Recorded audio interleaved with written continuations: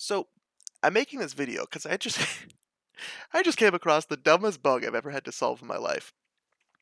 Some people were reporting to me on Steam that when you beat some of my levels, the game would just freeze and you weren't allowed to play. So I finally found out why. I had just given up on trying to figure out what the issue was. Um, until now. I spent the last 3 hours trying to figure it out, and it is the dumbest thing ever. So I'll go ahead and beat the level that is our problem. And you'll see when you get to the end, what happens is, okay, so I was flying really fast before, right? And when I hit next level, it'll load, and then boom, it stops, and it'll never keep going.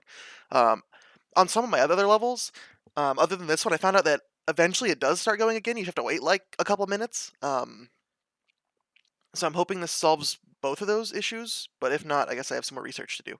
Um, so to show you what happened, oh, this is so dumb. Okay, so I'm gonna take the loading screen, the background image of it, and I'm gonna make it transparent. So now, when I go beat the level,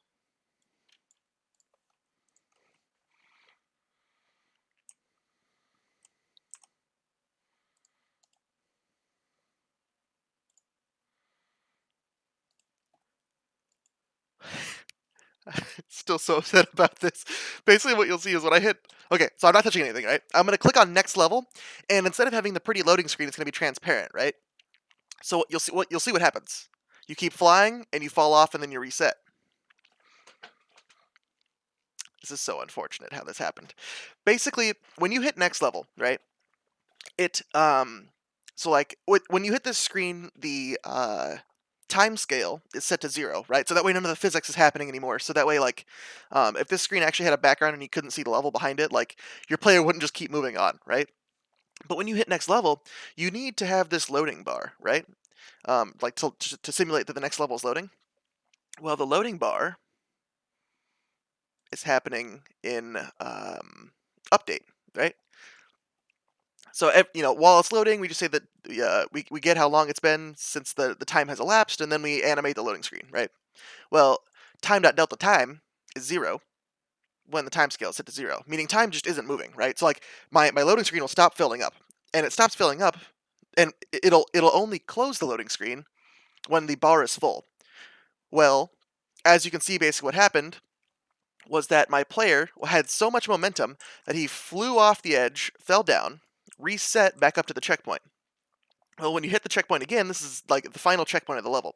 So what it does is, so in player progress, so we hit the checkpoint. If it's the final checkpoint, we save our current run data, we tell the game manager that we finished our level, and then we set our time scale to 0.